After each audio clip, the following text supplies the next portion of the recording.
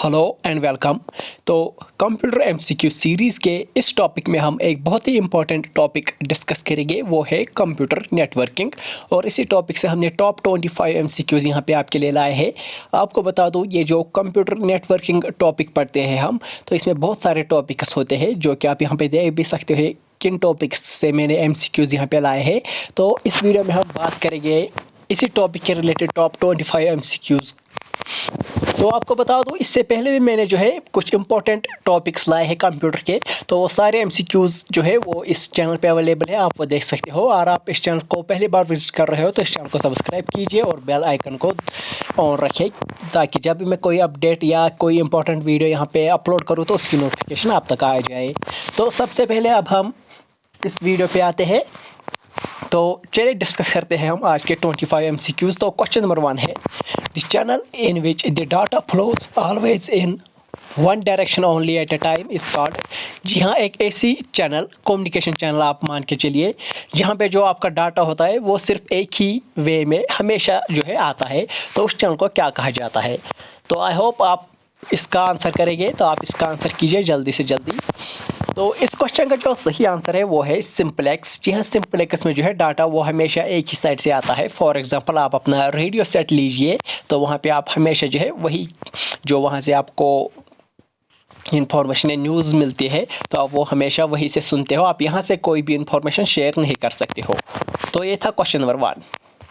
Question number 2 है, The channel in which data can flows in both directions but only one direction at a time is called। जी हाँ, एक ऐसी channel जहाँ पे data जो है वो बोथ डायरेक्शन फ्लो होता है, लेकिन एक टाइम पे एक ही डायरेक्शन जो है डाटा फ्लो कर सकता है, तो उस चैनल को क्या कहा जाता है। तो इसका आप आंसर कीजिए। तो इस क्वेश्चन का सही आंसर है वो है ऑप्शन बी, हाफ डुप्लेक्स।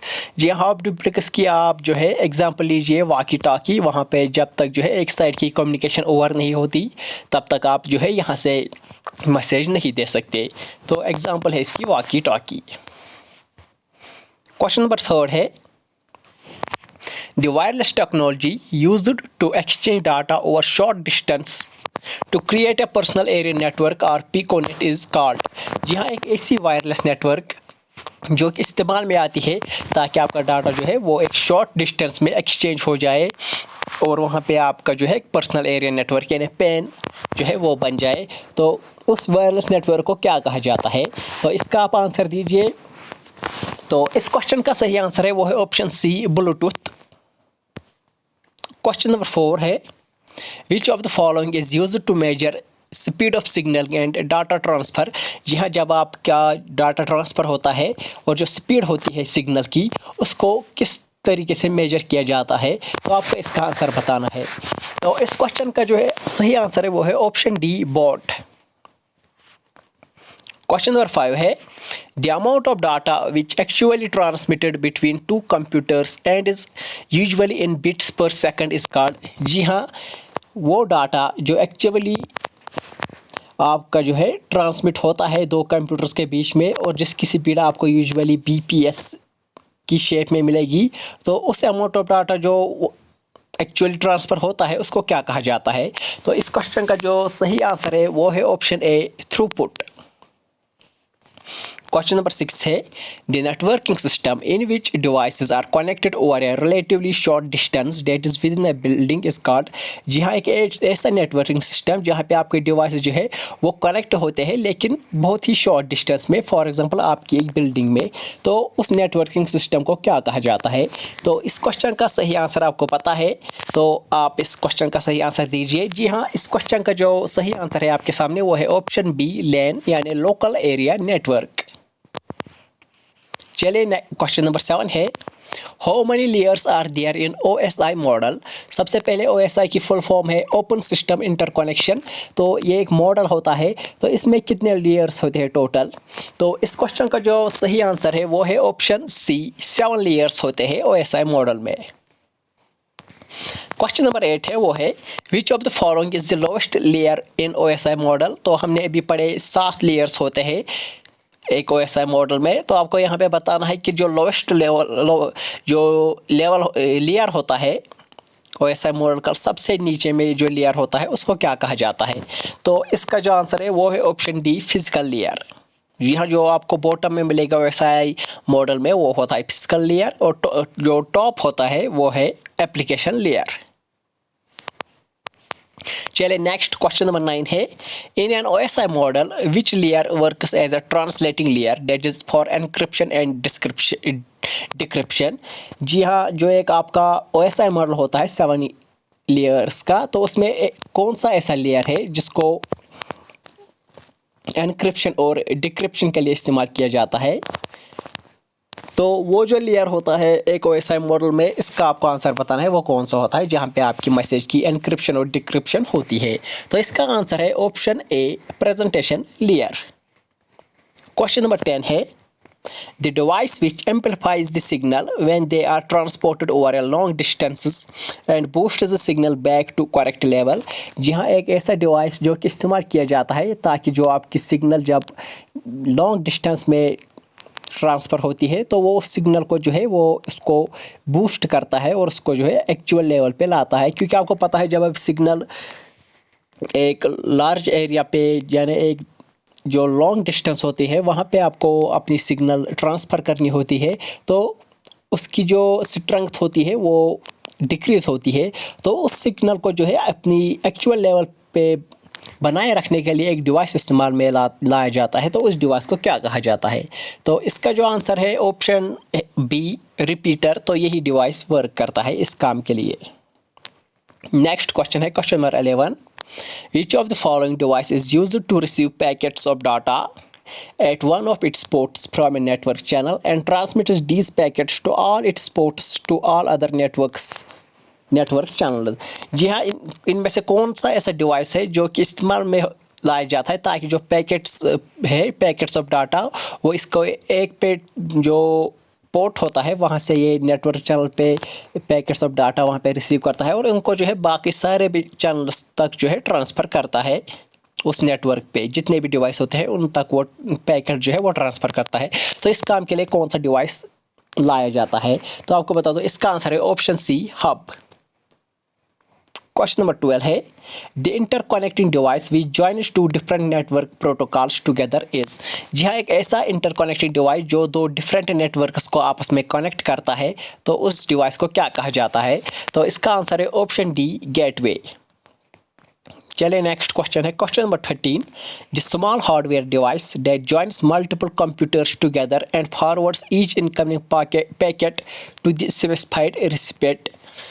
तो एक ऐसा डिवाइस जो कि बहुत सारे कंप्यूटर्स को आपस में ज्वाइन करता है और जो पैकेट्स आते हैं उसके पास, तो वो उन पैकेट्स को सिर्फ उसी रिसिपिएंट के पास पहुंचाता है जिसके लिए वो आते हैं, यानी जिसके लिए एक्चुअली वो सिग्नल आती है वो उसी कंप्यूटर तक जाते हैं। यानी वो सारे कंप्यूटर्स तक जो है वो इन्फॉर्मेशन शेयर नहीं करती है। आपको मैंने भी बताया जो हब होता है वो इन्फॉर्मेशन सारे जो है कंप्यूटर्स तक वो देता है, लेकिन यहाँ पे एक ऐसा डिवाइस आपको बताना है जो सिर्फ स्पेसिफाइड रेसिपिएंट तक ही जो है इन्फॉर्मेशन पहुँचाता है। तो उस डिवाइस को क्या कहा जाता है?